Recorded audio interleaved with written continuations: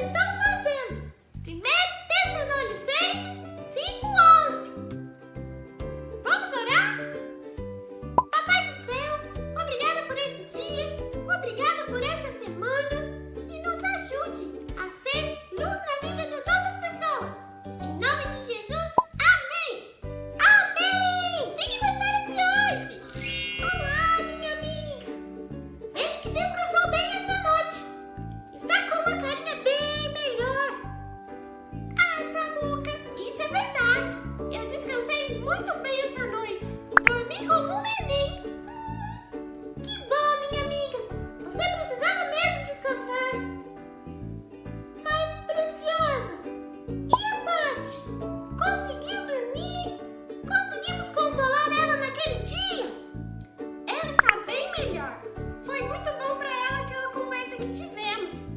Sempre é bom lembrar que Jesus é nossa esperança nos dias difíceis, não é mesmo? É verdade, minha amiga. Isso nos traz um quentinho no coração e nos consola, não é mesmo? Mesmo! Mas, Samuca, eu preciso de uma ajuda com uma coisa. Você me falou um pouco sobre a volta de Jesus, mas eu ainda não entendi isso direito. Você pode me explicar? Claro que posso! Jesus prometeu que voltaria um dia. Ninguém sabe o dia ou a hora que ele vai voltar. Mas ele não deu nenhuma diquinha sobre que dia será? Na verdade, ele falou sobre algumas coisas que iriam acontecer antes que ele voltasse. E que coisas são essas? Não são coisas muito boas, minha amiga. As pessoas ficariam cada dia piores, mais egoístas, menos amorosas, e o mundo vai ser cada dia mais cheio de tristeza. Isso porque o homem está cada dia mais longe de Deus. Poxa, Samuca, mas isso é muito ruim, não é? É, minha amiga, isso é muito ruim. Mas significa que o dia que iremos morar com Jesus em um mundo sem tristeza e dor está cada dia mais pertinho. Isso é verdade. Mas também é verdade que temos que falar mais sobre Jesus para aqueles que não conhecem ele, não é? Você está muito certa. Precisamos falar sobre Jesus para as outras ovelhas. Podemos tentar conversar com as ovelhas da fazenda vizinha, não é? Depois daquele piquenique, eles estão ouvindo mais a gente, Samuca. É verdade, Preciosa. Já falamos um pouco sobre Jesus aquele dia, mas precisamos contar mais para eles sobre a vida de Jesus e como é a vida com Jesus. Fico feliz de ver você querendo edificar a vida deles. Edificar? O que é isso?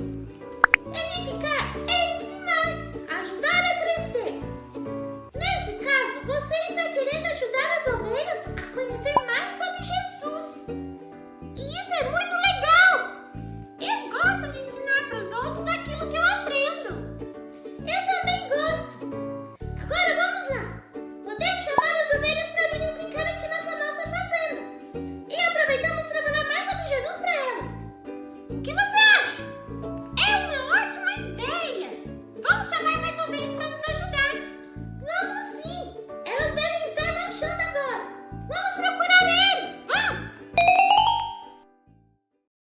Se você tem a sua Bíblia, abra ela em 1 Tessalonicenses, capítulo 5, versículo 12.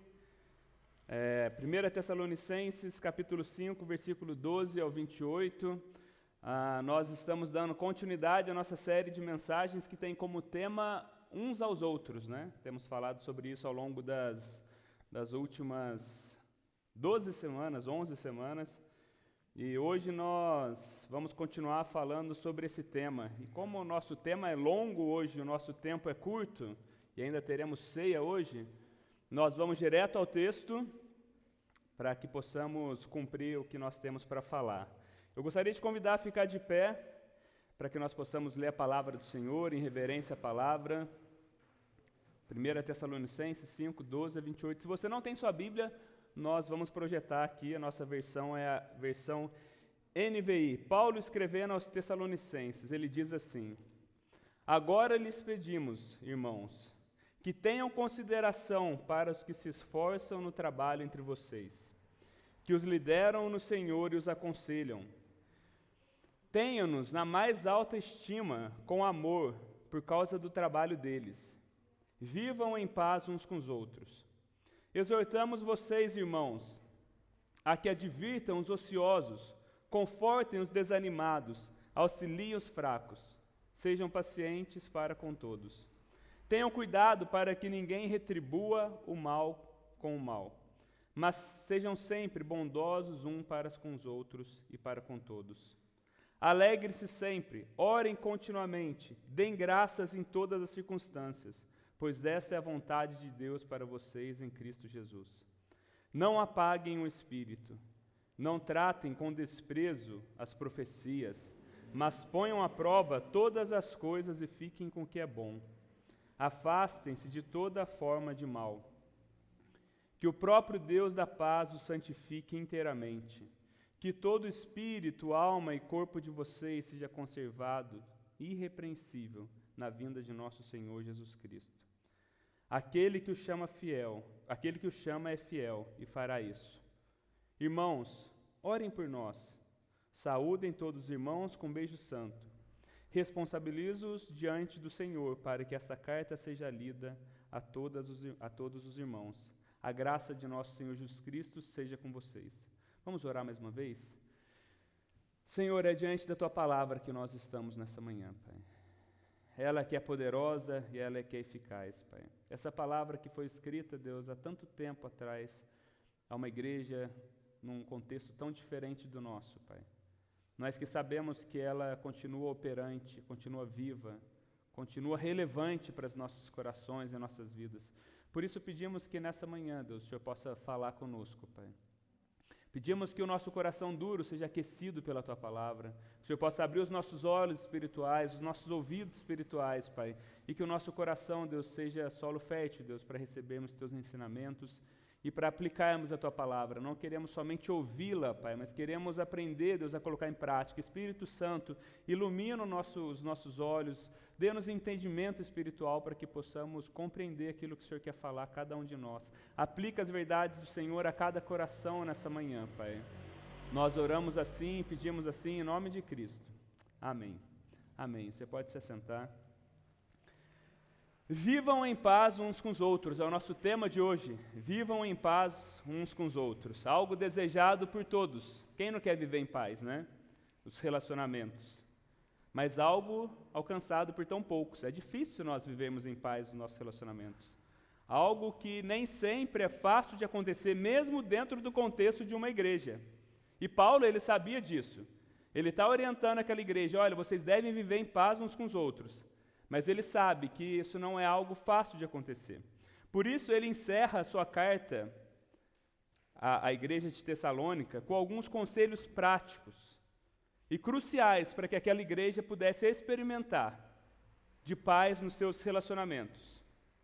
E nós vamos dividir esses conselhos de Paulo em 3 partes, em 3 diretrizes, para que aquela igreja pudesse ter paz no relacionamento. Primeiro, Paulo vai falar da relação dos membros com os seus líderes. Nos versículos 12 e 13, Paulo ele vai dar conselhos diretos para aqueles membros daquela igreja, como eles deveriam relacionar com seus líderes. Paulo ele fala que a primeira prerrogativa para que uma igreja pudesse experimentar de paz entre os seus relacionamentos era a forma como ele relacionava com seus pastores, com seus líderes, com aqueles que ensinavam. Eu não sei se você já participou de uma igreja, ou talvez de uma empresa, já teve uma experiência, onde não havia harmonia entre os líderes daquela empresa ou daquela igreja e os membros, né, os liderados. É algo terrível, é algo terrível. Quando não há entendimento, quando não há respeito, quando não há honra, quando não há reconhecimento com a liderança, você pode esperar que não vai ter um ambiente de paz. O ambiente se torna pesado. Né? Quem já passou isso sabe disso. Se torna um ambiente hostil. E a falta de paz impera no local. E nos modelos da igreja que Paulo plantava, né, Paulo ia como nós falamos algumas semanas atrás, ele pregava o evangelho em algum lugar, era inspirado pelo Espírito Santo a ir a algum lugar, plantava uma igreja, começava um grupo de pessoas e ele ia embora. E quando ele ia embora, ele olhava naquela comunidade alguns homens que fossem capazes, que tivessem aptidões espirituais, que tivessem bons testemunhos para liderar aquela igreja. Ele levantava aqueles homens para liderar aquela igreja, era uma liderança múltipla. Então, quando Paulo está pedindo aqui o reconhecimento, que eles honrassem a liderança, Paulo não está pensando nele, Paulo não está falando assim, vou pedir isso porque vai fazer bem para mim. Paulo está pedindo honra e respeito por aqueles que se esforçavam pela liderança da igreja, no trabalho de edificar a igreja. E eu sei, meus irmãos, que falar em honra, respeito, reconhecimento de liderança nos nossos dias é um assunto um tanto delicado, né?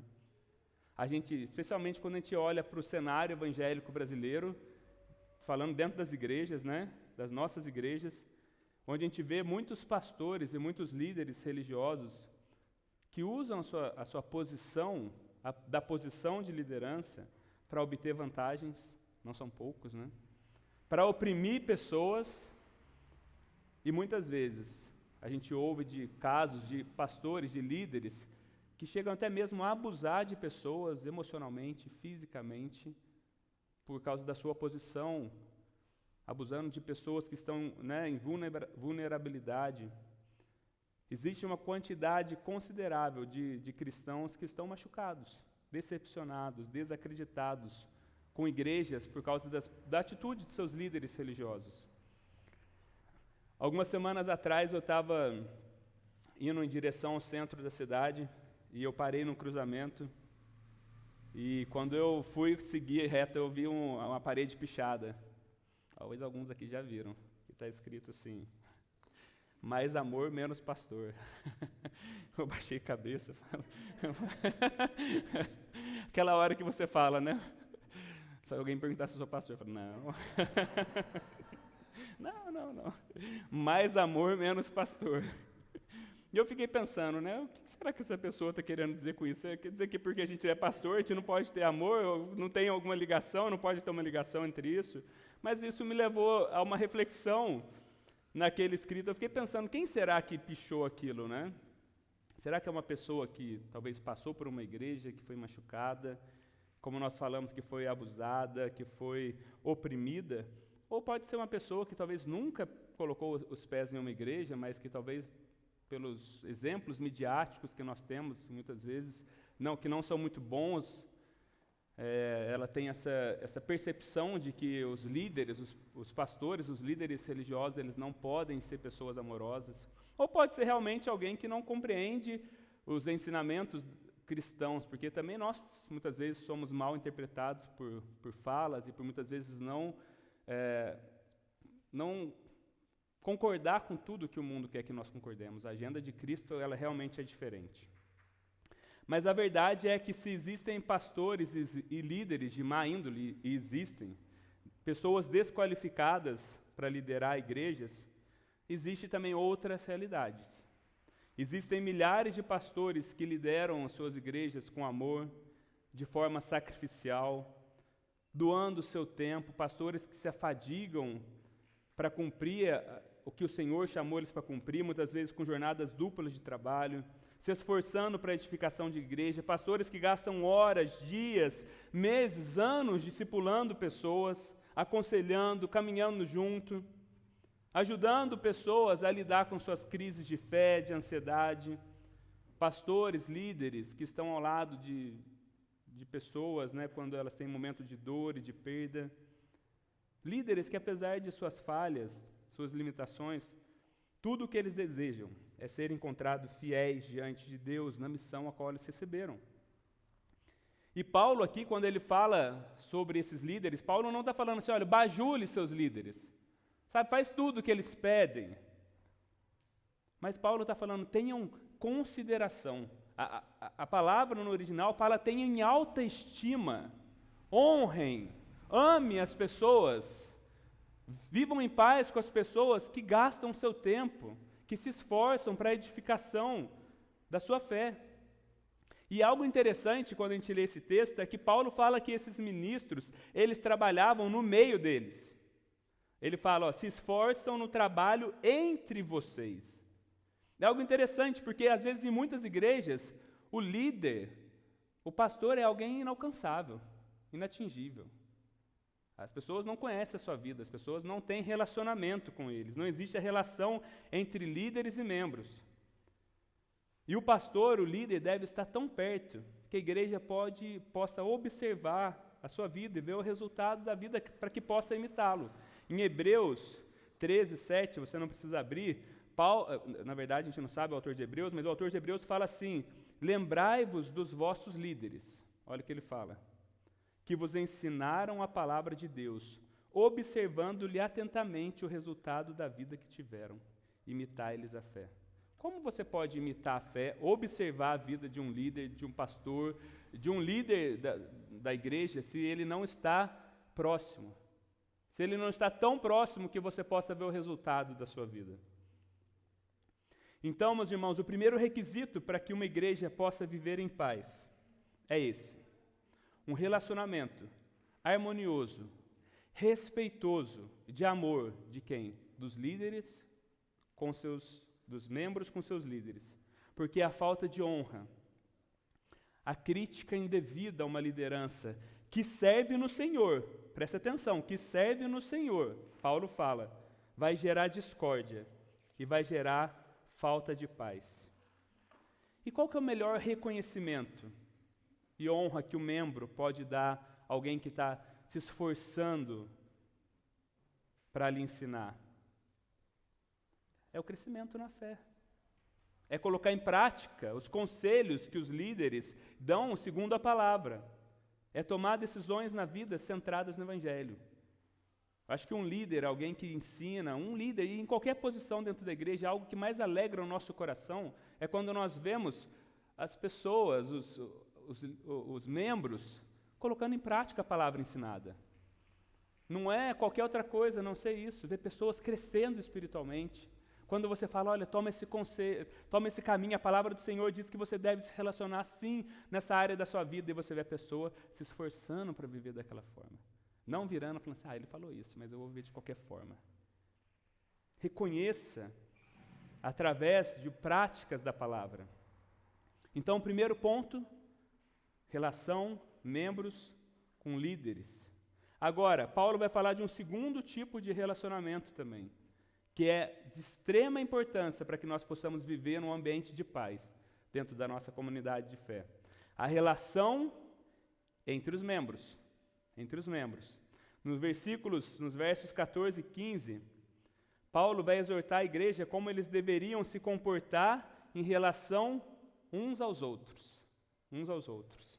E veja que é interessante, porque quando a gente lê o verso 14 e 15, se você ler desapercebido, rapidamente, você vai falar assim, acho que Paulo está falando das funções dos líderes. Mas Paulo aqui está falando, exortamos vocês, irmãos. Então, o que a gente vai falar aqui agora, é um dever, é uma obrigação sua, que faz parte da igreja de Cristo. E Paulo, ele vai falar assim, vamos ler o 14 e 15 novamente. Exortamos vocês, irmãos, a que advirtam os ociosos, confortem os desanimados, auxiliem os fracos, sejam pacientes para com todos. Tenham cuidado para que ninguém retribua o mal com o mal, mas sejam sempre bondosos para com os outros e para com todos. Paulo aqui, ele está falando que a responsabilidade do progresso espiritual, a responsabilidade da membresia de uma igreja não cabe exclusivamente aos líderes de uma igreja, mas que cabe aos membros de uma igreja também. Você já pensou sobre isso? Você tem entendimento que cabe a você, membro, o trabalho de advertir, de confortar e de auxiliar os seus irmãos e irmãs na fé? Se você não ora, se você não se preocupa, se você não observa os seus irmãos, suas irmãs, talvez você esteja vendo a igreja como simplesmente um local de consumo. Um local onde eu vou para ter as minhas expectativas supridas e atendidas, onde eu vou para me sentir bem somente, onde eu só quero ser cuidado, E o que a Bíblia ensina é que a igreja é mais um lugar que nós vamos para servir, nós somos igreja, do que para ser servido.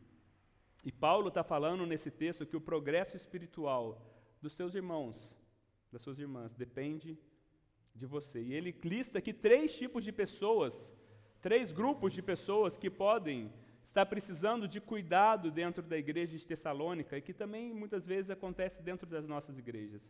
O primeiro grupo, ele fala dos ociosos. E essa palavra ocioso, para a gente, ela não foi muito bem traduzida. Porque quando a gente pensa em ocioso, a gente pensa em alguém preguiçoso, né? A pessoa é ociosa, ela é preguiçosa. Mas a palavra original aqui traz a ideia de insubmisso. Alguém rebelde. A ideia daquela pessoa que está sempre indo contra o senso geral do corpo de Cristo. De alguém que está sempre na contramão da que a igreja está precisando. Já viu aquela pessoa que está todo mundo caminhando? Não, vamos lá, vamos servir. Aí a pessoa está lá do outro lado. Não, eu não concordo. Eu não acho que é assim. Alguém que talvez seja apático, que quando a liderança da igreja aponta uma direção, ela vai sempre para o lado contrário. É aquela pessoa que está sempre ativa nas críticas. E o que Paulo vai dizer que nós devemos fazer com essas pessoas? Paulo fala que é trabalho seu, igreja, membro, quando você percebe uma pessoa assim, a adverti-la. E esse verbo, advertir, no original, ele significa literalmente andar ao lado, para ajudar alguém a perceber o caminho errado que ela está andando. Ou seja, Paulo está falando que quando você, membro, parte do corpo, você vê alguém ocioso, apático, insubmisso, você não deve fingir que você não está vendo essa pessoa. Porque se eu ver e eu for falar com ela, vai me dar trabalho, né? Então, melhor ficar quieto, deixa ela lá no canto dela, porque se eu me dispor a ajudar, isso vai me dar dor de cabeça. Não, você não deve fazer isso. E você nem deve chegar também com toda a força e impaciência, com os 2 pés no peito. Qual é, irmão? Poxa, que comportamento que é esse? Não, nenhum dos 2. O chamado de Paulo é andar ao lado, é chamar essa pessoa para conversa, é chegar e falar assim, meu irmão, o que está acontecendo? Eu percebo que você está sempre caminhando contrário do que a liderança da igreja está impondo. Uma rebeldia. Qual que é o problema? Esse caminho que você está tomando é perigoso. É impressão minha ou você está caminhando sempre com espírito crítico? Isso não vai trazer edificação. O chamado é para que você, irmão, irmã, faça isso. Paulo fala que é trabalho seu. Não é trabalho somente nosso da liderança. Advirtam os ociosos. Aí Paulo fala de um segundo grupo de pessoas, os desanimados. Dentro das nossas igrejas sempre tem os abatidos. E Paulo diz que nós devemos confortá-los. Fazer isso também é dever de cada membro de igreja. E quase sempre existem pessoas assim entre nós. A vida cristã é uma jornada dura, gente. A vida cristã ela é exaustiva. Por vezes nós nos sentimos cansados. Talvez você esteja aqui hoje, você esteja cansado, desanimado, abatido em relação à sua vida, né, espiritual, ou na vida em geral. Nós vivemos em um mundo que é hostil ao que nós cremos. Ainda assim, muitas vezes nós buscamos colocar a palavra de Deus em prática, fazer o bem, e muitas vezes se levanta oposição. Nós temos um inimigo da nossa alma que sabe muito bem como nos acusar o tempo todo. Lançando acusação, lançando condenação. E pior, nós temos um grande inimigo, nosso eu, né, que está o tempo todo se levantando para dominar a nossa vida, para que façamos a nossa vontade. E sejamos sinceros, tem épocas, tem estações da nossa vida que nós ficamos desanimados, que ficamos abatidos, né, que nos prostramos. E como é precioso quando nesses momentos, talvez que estamos passando por dificuldades, enfrentando doença, enfrentando problemas na família, crises de fé, crise no trabalho, quando um irmão e uma irmã da igreja chega para a gente e fala assim, meu irmão, tem percebido que você está meio abatido, tem percebido que você está meio para baixo, olha, como eu posso te ajudar? Deixa eu orar com você. Olha, eu passei por essa situação e eu acho que eu posso te auxiliar com isso. Tem um teólogo do século passado chamado Albert Barnes, que ele diz algo muito interessante em relação a isso, tá? A citação está aqui. Ele diz assim, que todo cristão, preste atenção, todo cristão, especialmente todo aquele que está há muito tempo a serviço de seu mestre, tem um fundo de experiência que é propriedade da igreja e que pode ser de valor incalculável para aqueles que estão lutando agora em meio a muitos embaraços ao longo do caminho cristão. Você entendeu o que ele falou? Ele falou assim, olha, todo cristão que já caminhou um pouco na fé e que já passou por algumas dificuldades e que já tem um pouco mais de experiência, o que ele adquiriu de bagagem, ele está falando, isso não pertence a você, isso é propriedade da igreja. Você deveria usar isso para edificar outros. Isso tem um valor incalculável para aqueles que estão passando por lutas, dificuldades, que estão passando por embaraços. Deus muitas vezes nos leva a passar por dificuldades na vida para que nós possamos auxiliar outros depois. Para que quando nós vejamos pessoas abatidas por situações contrárias à vida, para que nós possamos confortá-los. E Paulo fala que nesse segundo grupo de pessoas, é nosso trabalho sim, confortar essas pessoas. Não espere somente que a liderança chegue. Só que se você não perceber as pessoas, se você não olhar para a vida das pessoas, se você vier para o culto ou quiser ser igreja somente para receber, só para ser confortado, para ser cuidado, você nunca vai perceber as outras pessoas também. E Paulo agora vai falar de um terceiro grupo de pessoas, os fracos. E sempre que Paulo ele fala sobre os fracos na Bíblia, em 1 Coríntios 8 ele fala sobre isso, sobre os fracos, em Romanos 14, ele está se referindo aos fracos na fé, as pessoas que ainda precisam de ajuda. As pessoas, sabe aquelas pessoas que ainda tendem a ver pecado onde que não tem pecado, que fica perguntando assim, pode fazer isso? Não pode fazer isso? Eu posso ouvir música do mundo? Eu posso não ouvir música? Eu posso beber isso? Eu posso comer isso? E Paulo diz que nós devemos auxiliar essas pessoas quando elas têm essas dúvidas. Que nós não devemos chegar enfiando a verdade ou o que nós achamos goela abaixo. Você tem que aceitar isso. Tem que parar com essa crise aí. Talvez pessoas que vieram de uma outra igreja que ainda não têm um conhecimento de certos ensinamentos, uma criação mais legalista. Paulo fala, nós devemos auxiliá-los. Devemos nos lembrar de quando nós estudamos algumas semanas atrás em Gálatas, quando Paulo diz que vocês que são espirituais, e quando Paulo fala espirituais, é que são maduros na fé, vocês devem restaurar com humildade e levar as cargas pesadas uns dos outros. Ele fala principalmente dos fracos na fé. Então nós temos aqui um quadro muito interessante. 3 tipos de pessoas e 3 formas diferentes de lidar. E é interessante, porque às vezes a gente mistura, né? A gente adverte o fraco, a gente é mais duro com um, e Paulo fala, com os insubmissos, nós devemos adverti-los de uma forma um pouco mais dura. Com os desanimados, com aqueles que estão abatidos, nós devemos trazer conforto, consolo, ajudá-los a confiar no Senhor.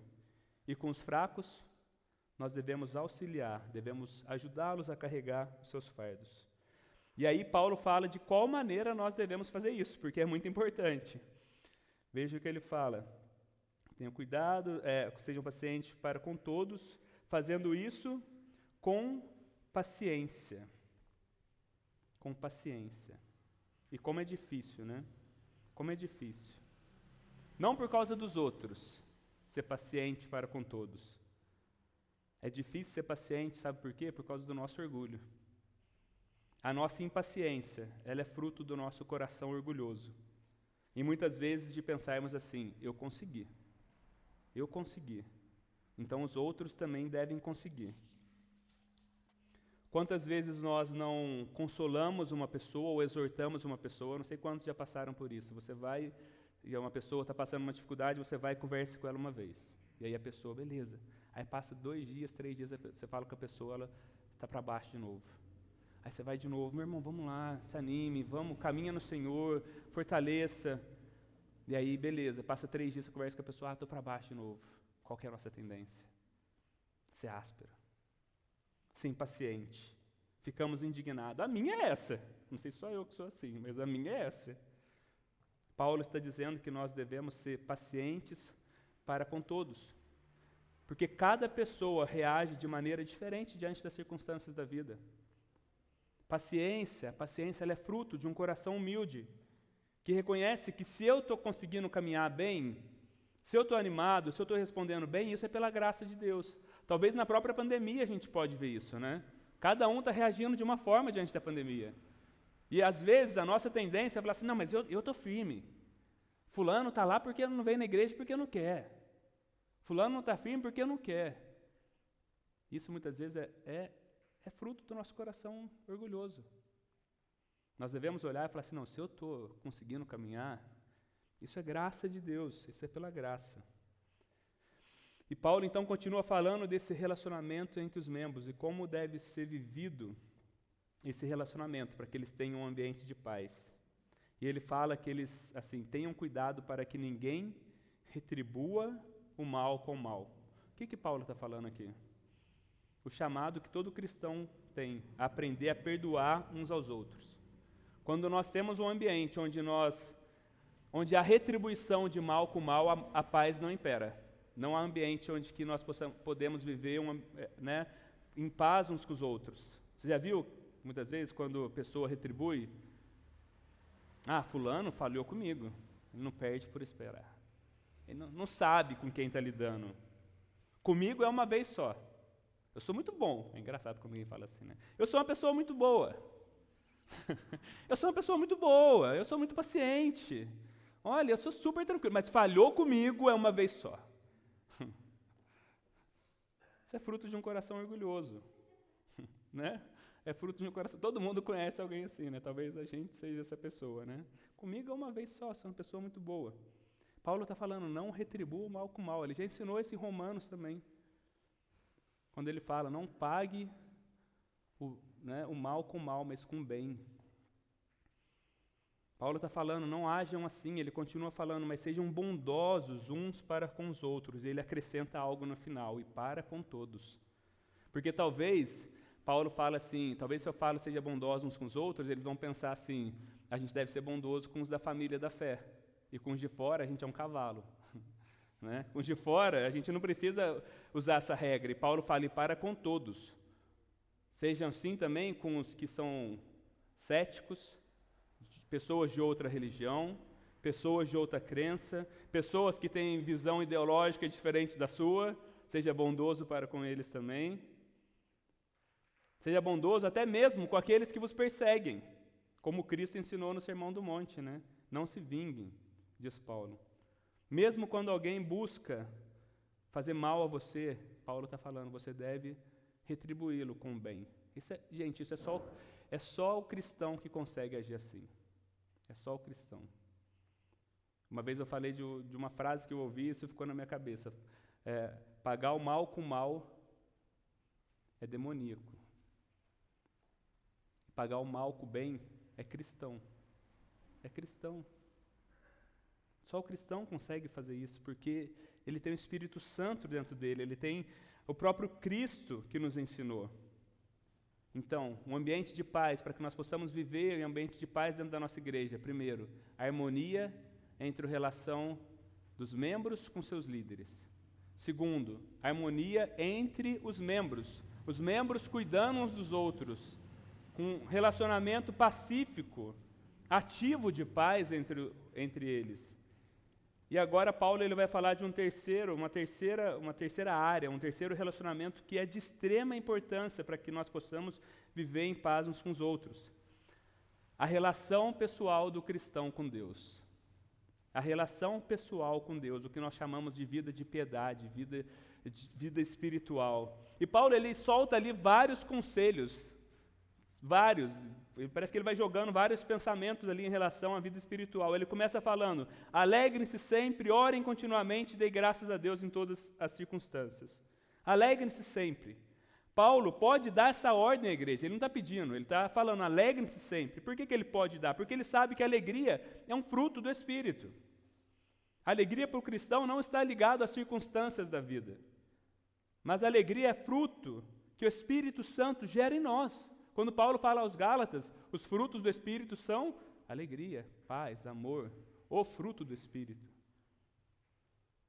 Temos alegria tanto na experiência da salvação, como temos alegria de que temos um futuro certo. Paulo já trabalhou ali no capítulo 5, no final do capítulo 4, sobre a certeza que o cristão tem da vida pós-morte, do grande dia do Senhor. Então, alegrem-se. E a forma para nos alegrarmos sempre, ele continua, orem continuamente, é orar sem cessar. E orar sem cessar é uma oração que acontece o tempo todo. A ideia não é que nós devemos não fazer mais nada, não sei, então eu tenho que orar sem cessar, então eu tenho que me fechar no meu quarto e orar 24 horas por dia. Não, você deve ter um momento específico para oração, sim, é importante você ter um momento do seu dia, na manhã, na tarde, à noite, ou separar alguns momentos específicos para oração, mas a ideia aqui é de que nada daquilo que você esteja fazendo deve impedir o seu tempo de oração. Você está no trabalho e você está orando, fala, Senhor, abençoa o meu dia, Senhor, usa-me como instrumento do Senhor, Senhor, obrigado por tudo que o Senhor tem feito. Você está andando na rua, ora.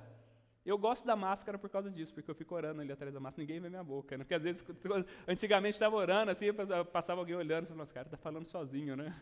Hoje em dia você está com a máscara, ora o tempo todo, ninguém vai perceber. Ora sem cessar, Paulo está falando, está passando uma dificuldade no meio do dia, a gente tem o Espírito Santo, a gente não precisa falar assim, eu vou chegar em casa para orar depois. Ora. Está caminhando na rua, ora. Está dirigindo, ora. Está na academia, ora. Ora sem cessar. A oração contínua alimenta a fé. Ela nos faz lembrar que nós temos um Pai cuidadoso, um Deus zeloso, um Deus forte que cuida de nós. Ela alimenta a alegria. E aí Paulo fala, deem graças em todas as circunstâncias. Devemos ser gratos em todas as situações, tanto no meio da adversidade, quanto na prosperidade. E como isso é possível? Orando sem cessar. Não teremos problema em dar graças em tudo quando nós estamos orando sem cessar. Quanto mais nós oramos, quanto mais nós percebemos que nós temos motivos para agradecer a Deus. Quer crescer na sua vida de gratidão a Deus? Ore, ore. Você vai começar a perceber quantas coisas Deus já te deu. Você vai começar a perceber a alegria do Espírito Santo no seu coração, você vai agradecer. Muitas vezes a murmuração na nossa vida é falta de uma vida de oração, incessante de oração. E aí Paulo continua dizendo, não apaguem o Espírito. Ele está falando do Espírito Santo. O Espírito na Bíblia ele tem várias representações. O Espírito é a terceira pessoa da Trindade, é uma pessoa. Mas ele tem algumas representações na Bíblia. Por vezes o Espírito é tratado como um vento impetuoso. Né? Jesus fala disso. Por vezes Jesus também falou que é como um rio de água viva dentro de nós. E muitas vezes o Espírito é tido como fogo. E todo mundo que já fez uma fogueira sabe que uma fogueira, para ela se manter acesa, ela precisa ser alimentada. E se você não quiser que ela continue acesa, tem certas formas, né? Você pega a água ali, joga na fogueira, ou você abafa, né? Joga uma terra naquela fogueira, ou você não fornece mais o combustível para que ela se queime, né? Até ela apagar. Agora, se nós queremos que aquela fogueira, que aquele fogo continue queimando, nós devemos nutrir continuadamente, cuidadosamente. E o Espírito Santo, meus irmãos, é na nossa alma, nas suas influências na nossa alma, ele é comparado com esse fogo, que queima mais intensamente ou que pode ser extinto. Porque o Espírito Santo é o fogo que alimenta a nossa vida de devoção e de piedade. E de que forma o Espírito é abafado na vida do crente? Simples. Falta das práticas espirituais. Se nós não temos uma vida de oração, se nós não temos uma vida de leitura na palavra de Deus, de meditação, se nós não temos uma vida de comunhão na igreja, ouvindo a palavra, congregando, cantando junto, nós estamos como não colocando mais lenha na fogueira. Uma hora o fogo vai se extinguir. Não estamos fornecendo combustível para a nossa vida espiritual. E Paulo fala, não apaguem o Espírito. E meus irmãos, a importância nós só conseguiremos, nós vamos falar isso no final, ter paz nos nossos relacionamentos, quando nós temos paz com Deus. Precisamos, quanto mais a nossa vida espiritual com Deus está queimando, menos problemas você vai ter nos relacionamentos. Porque o problema é você. E aí você está tão bem com Deus, seu coração está tão aquecido com Deus, que você vai conseguir lidar das formas que Paulo falou anteriormente. E aí Paulo continua dizendo que eles não deveriam desprezar a profecia. E do que Paulo está falando? Naquele tempo, a pregação nas igrejas era comparado à profecia, porque o cânon não estava fechado, a Bíblia não estava formada. Então, quando havia pregação, ela era chamada de profecia. Então, nós devemos entender que a profecia, não ligado a algo que Paulo está falando de profecias futuras, de eventos futuros, mas como uma pregação inspirada pelo Espírito Santo ali na igreja. Paulo está dizendo que eles não deveriam desprezar o ensino da palavra, o que aqueles líderes estavam ensinando para ele da palavra. Então, nós podemos entender o princípio de que abafar o Espírito Santo, abafar o Espírito, é desprezar a pregação. Um dos pontos é desprezar a exposição que era feita, né, da palavra do Senhor. E somente assim, Paulo fala que eles poderiam pôr à prova todas as coisas, ficar com o que é bom e afastar-se do que é mal. A oração e o conhecimento bíblico, ela produz em nós discernimento espiritual, discernimento em tempos de tanta confusão doutrinária e teológica. Paulo não está falando de discernir algo bom do que é mal, para ficar com o que é bom. Ele está falando, não, vocês têm que rejeitar o que é mal, mas discernir o que é bom do que é mal. Porque não existe não pode existir tolerância com relação a falsos evangelhos, a adulteração do evangelho, uma meia-verdade, é uma mentira. Quantas coisas que nós ouvimos hoje que não são pregações do evangelho, autoajuda, coaching gospel, quantas coisas, prosperidade. E somente o crescimento na palavra do Senhor, o entendimento da palavra do Senhor pode nos dar sabedoria, discernimento, para fugir de toda forma do mal, para que nós não sejamos levados como meninos na fé, pessoas que são sempre levadas de um lado para o outro, por modismo, agora é isso, agora é aquilo, agora é esse, e aí vai para um lado para o outro, porque não tem discernimento. Desprezam a pregação, o ensino expositivo da palavra. E Paulo, ele encaminha para encerrar a sua carta aqui aos Tessalonicenses, e é eu acho que talvez o versículo mais belo para mim, o versículo 23, ele faz uma oração e ele tem uma certeza. Veja o que ele fala, depois de falar isso tudo, ele fala assim, que o próprio Deus da paz os santifique inteiramente, que todo o espírito, a alma e o corpo de vocês sejam preservados irrepreensíveis na vinda de nosso Senhor Jesus Cristo.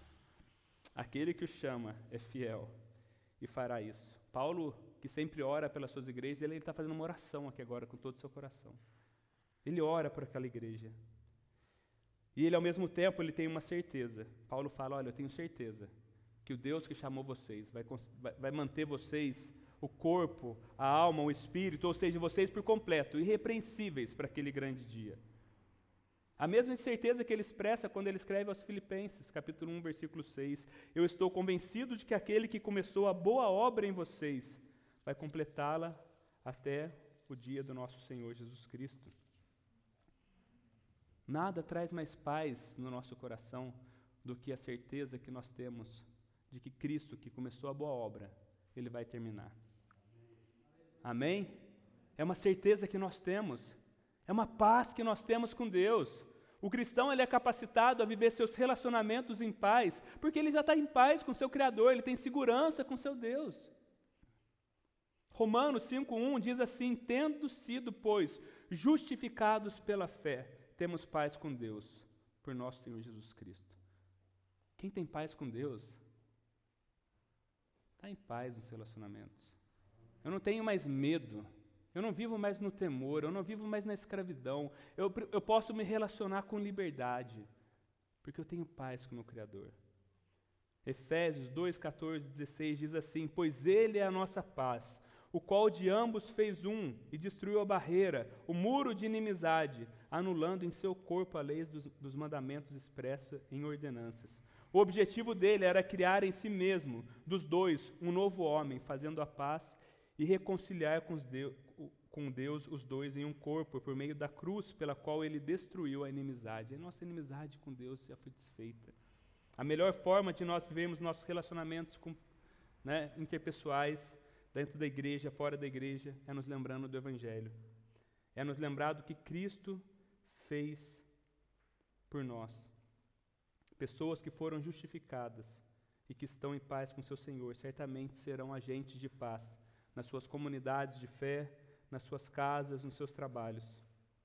Por causa de quem nós somos em Deus, dos indicativos, porque somos filhos, porque somos aceitos, porque somos justificados, nós podemos viver os imperativos do Evangelho, podemos viver em paz. O cristão tem paz nos seus relacionamentos horizontais, porque Cristo já quebrou esse muro de inimizade. Nós já temos paz no nosso relacionamento vertical com Deus. A falta de paz dos nossos relacionamentos verticais muitas vezes aponta para uma falta de paz com Deus. Quando estamos em paz com o nosso Criador, podemos viver os nossos relacionamentos horizontais de forma que glorifiquem a Deus. Amém? Vamos orar? Senhor, nós te agradecemos, Pai. Te agradecemos porque o Senhor um dia desfez a separação que havia entre nós e o Senhor, Deus. Obrigado porque nós temos paz com o Senhor, Deus. Fomos justificados, estamos certos de que o Senhor nos levará seguros para casa e que estaremos com o Senhor um dia por toda a eternidade. Temos paz com o Senhor hoje para viver os nossos relacionamentos. Obrigado, Pai, pela certeza que temos da nossa amizade com o Senhor. E pedimos que os nossos relacionamentos, Deus, dentro da nossa comunidade de fé, relacionamentos de líderes com membros, relacionamento entre os membros, sejam relacionamentos, Deus, de paz, Pai, de edificação, de construção, Pai. Eu peço também, Deus, que o Senhor possa acender o fogo no nosso coração, Pai. Não nos deixe apagar o fogo do Espírito Santo em nós, Pai. Que possamos nos lembrar da Tua palavra, Deus, vivê-la, vivenciá-las, Pai. Para que possamos ter um coração aquecido, Deus. Um coração satisfeito no Senhor, Pai. Nós oramos assim, Pai, pedindo que o Senhor continue, Deus, a falar no nosso meio, Pai. Em nome de Cristo que oramos.